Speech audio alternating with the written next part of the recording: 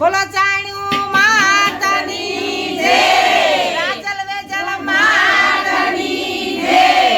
અમે તરસાઈ ગામના રહેવાસી છીએ। જામનગર જિલ્લો તરસાઈ ગામ છે।